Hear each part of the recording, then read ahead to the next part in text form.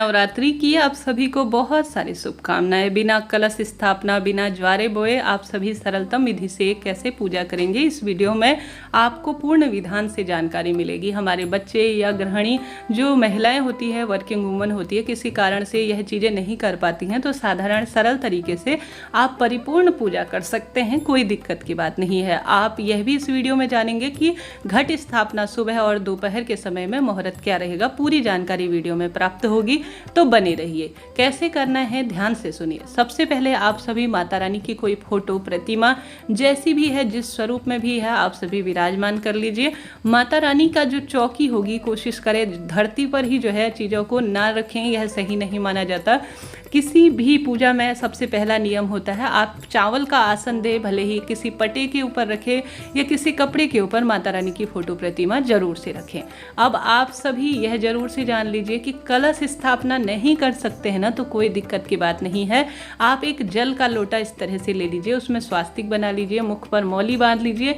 जल का लोटा कांसे, तांबे, माटी का जैसा भी है ले सकते हैं, कोई दिक्कत की बात नहीं है। माता रानी माँ के स्वरूप में है, सब पूजा से प्रसन्न हो जाती हैं। कलश अर्थात जल का लोटा जो अग्नि तत्व, वायु तत्व और भूतत्व है कहा जाता है, उन सभी को बैलेंस करने का कार्य करता है। और इसमें हमारे देवी देवता, हमारे पितृ, सभी जो है कुल देवी देवता और सप्त जो ग्रह हैं, सभी कुल जिनका हम आवाहन करते हैं, कहने का अर्थ है इसमें वास करते हैं। तो माता रानी के दाहिने और आपको चावल का आसन देकर इसे विराजमान कर लेना है। अब सबसे पहले किसी भी पूजा पाठ में आप सभी भगवान जी का आवाहन करेंगे और अपने कुल देवी देवता का सभी का नाम लेंगे कि प्रभु मैं आज अपना नाम गोत्र बोलें और अपना स्मरण करें, मनोकामना बोलें। नवरात्रि की पूजा करने जा रही हूँ, हे माता रानी मेरी पूजा को, हे शिव शंकर, हे अर्धनारीश्वर स्वरूप मेरे पूजा को संपन्न करें। ऐसा कहते हुए आप सभी उनका आवाहन करें। उसके बाद जो है आप सभी सबसे पहले किसी भी पूजा में सामान्य सरल तरह से दीपक लगाया जाता है। दीपक हमारी छोटी सी पूजा या बड़ी पूजा हो, उसका साक्षी होता है, ऐसा शास्त्र वर्णन कहता है। तो आप सभी कुछ भी नहीं कर सके, साधारण सरल तरीके से एक जल का लोटा रखे, चावल का आसन देकर एक लंबी बत्ती का घी का दीपक माता रानी के समक्ष लगाएं। दीपक लगाने की सभी पूर्ण विधि पहले ही चैनल पर आ चुकी है। कलश स्थापना, ज्वारे बोने का भी संपूर्ण विधान और किस तरह से आप संपूर्ण कलश स्थापना का पूरा विधान विस्तार से वीडियो दिया जा चुका है, उसको भी देखिए। अब जानते हैं शुभ मुहूर्त। सबसे पहले दीप प्रज्वलित करेंगे, माहौल को सुगंधित करने के लिए धूप भी प्रज्वलित कर लेंगे। इस वर्ष घट स्थापना का शुभ मुहूर्त प्रातःकाल 6:30 से शुरू होकर 8:47 के आसपास हो रहा है। स्क्रीन पर भी सभी चीजें लिखी हुई है। अगर सुबह सुबह घट स्थापना कर लेते हैं, कलश स्थापना पूजा कर लेते हैं तो अत्यधिक शुभ है, नहीं तो आप दोपहर के समय में अभिजीत मुहूर्त जो कि सर्वश्रेष्ठ समय कहा जाता है, सुबह 11:48 से शुरू होकर 12:36 के आसपास आप सभी को प्राप्त हो जाएगा। इस तरह से ये दो मुहूर्त है, इन सर्वश्रेष्ठ मुहूर्त में आप अपनी पूजा संपन्न करें। अब आपके पास गणेश जी महाराज सभी पूजा में सबसे महत्वपूर्ण स्थान रखते हैं, उनके बिना कोई पूजा संपन्न नहीं होती। तो गौरी गणेश की पूजा करना आवश्यक होता है, तो उनके लिए आप सभी के लिए मूर्ति प्रतिमा है तो अति उत्तम है, सर्वोत्तम है।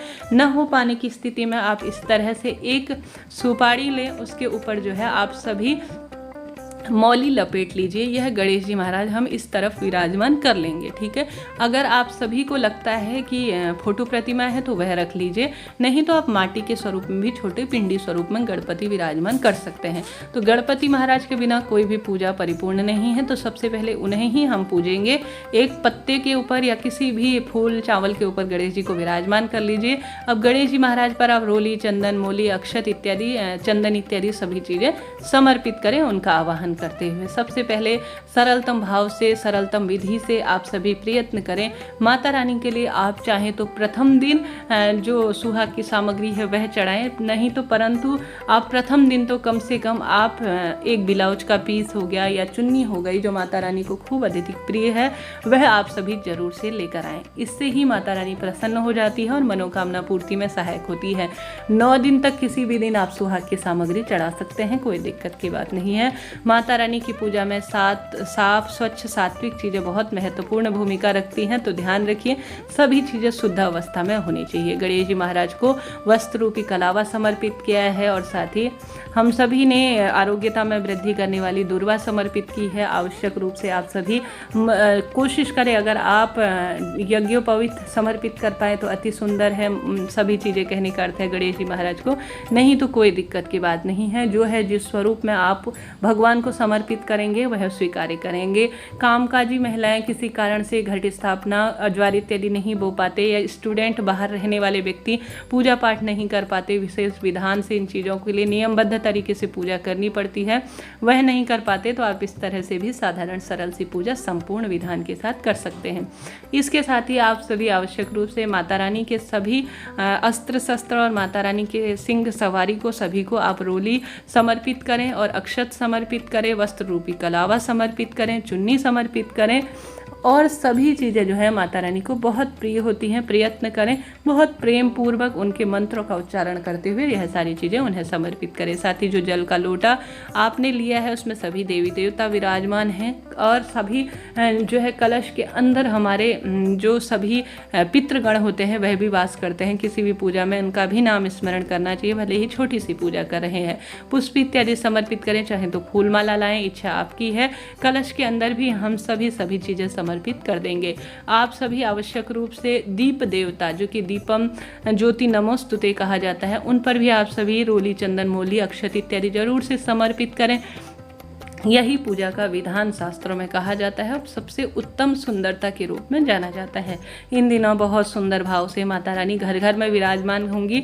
सुबह और शाम को साधारण सरल तरीके से इस तरह से भी आप सभी पूजा करेंगे तो मात्र 5-7-10 मिनट मान लीजिए इसमें समय लगेगा, परंतु कोशिश करें इन 9 दिनों में आप अखंड दीप नहीं लगा सकते तो माता रानी के समक्ष रोज दीपक लगाएं, उन्हें रोज फूल उनके बदलें और उनका सुंदर भाव से समक्ष सुंदर सरल तरीके से आप सभी पूजन करने का प्रयत्न करें। माता रानी प्रसन्न होती हैं और धन धान्य पुत्र पौत्र का वरदान देती है। साथ ही आप सभी को इत्र इत्यादि भी माता रानी को जरूर से समर्पित करनी चाहिए। इसके साथ ही आप सभी को आवश्यक रूप से माता रानी को जो चीज़ हम नहीं ला पाए हैं अपनी क्षमता सामर्थ्य अनुसार आवश्यक रूप से 11, 21, 51 जितने भी आपके पास भेंट है जरूर से समर्पित करें। इसके बाद इस भेंट को दान में आप दे सकते हैं। जल का लोटा रोज रखें, रोज बदलें। जल का लोटा आप बदलने के बाद पूरे घर में इसका दूसरे दिन, जैसे पहले दिन रखा शाम को छिड़काव किया, शाम को रख रहे हैं तो दूसरे दिन आप सभी घर में छिड़काव करें। कहने का अर्थ आप समझ रहे होंगे। और नया जल का लोटा रोज रखने का माता रानी के समक्ष जो है प्रयत्न करें, तभी आपकी पूजा परिपूर्ण मानी जाएगी। ठीक है, इस तरह से आप सभी को यह पूजा करनी है। इसके साथ ही आप सभी ने दक्षिणा रख दी, सभी चीज़ें रख दी। आप सभी भोग स्वरूप माता रानी को सभी चीज़ें समर्पित करेंगे और साथ ही जो भी आप 5 चीज़ें प्रयत्न करें, आप सभी बिंदी, रोली, चंदन, मोली इत्यादि जरूर से लेकर आएँ। अपनी क्षमता सामर्थ्य अनुसार कोई भी 16 श्रृंगार की सामग्री में ला सकते हैं। मनोकामना कहते हुए माता रानी को जरूर से आप सभी इन चीज़ों को समर्पित करें। बस यही सरल सी पूजा, इसके विधान होते हैं। अगर पान का पत्ता जो समर्पित कर रहे हैं तो वह जो है अर्थात पान का बीड़ा मुख शुद्धि के लिए भोग के बाद समर्पित कर रहे हैं तो अत्यधिक सुबह नहीं कर पाते हैं तो किसी एक दिन भी कर लेते हैं तो भी पर्याप्त है। लौंग, इलायची जिसमें आता है लौंग का जोड़ा, मीठा पान जिसे कहा जाता है, या साधारण सरल तरीके से पान के पत्ते में आप इलायची और साधारण सरल तरीके से आप सभी एक बताशा या उससे अधिक बताशा और लौंग का जोड़ा माँ को जरूर से समर्पित करें। दीपक के अंदर भी लौंग का जोड़ा डाल देते हैं तो भी अत्यधिक शुभता के रूप में इसे जाना जाता है। आप सभी जो प्रसाद है उसे समर्पित करने के बाद माता रानी के समक्ष आवश्यक रूप से एक जल का लोटा माता रानी को पान के लिए अर्थात जलपान के लिए भी जरूर से रखिएगा। इस तरह से यह सरल सी पूजा होती है जो आपको मैंने विधि विधान से बताने का प्रयत्न किया। भोग इत्यादि करने के बाद आप सभी को माता रानी की आरती कर लेनी है। आरती आप कोई सी भी गा सकते हैं सरलतम तरीके से, चाहे तो दूसरा दीपक प्रज्वलित करें, चाहे तो आप कपूर से ही आरती कर लें, पर्याप्त है। साथ ही हवन आपकी अपनी इच्छा है, आप हवन छोटे से स्वरूप में करना चाहते हैं तो कर लीजिए, नहीं तो कोई दिक्कत की बात नहीं है। छोटे से कंडे को जलाकर या साधारण सरल तरीके से आप एक कपूर को जलाकर उसमें लौंग, थोड़ा सा कुछ मीठा इत्यादि जलाकर जो है आप सभी माता रानी को आहुति दे सकते हैं 11, 21 या 9 की संख्या में माता रानी के सरल मंत्रों के साथ। मुझे आशा है, उम्मीद है वीडियो उपयोगी रहा हो तो लाइक करें, शेयर करें, सब्सक्राइब करें। जय माता दी।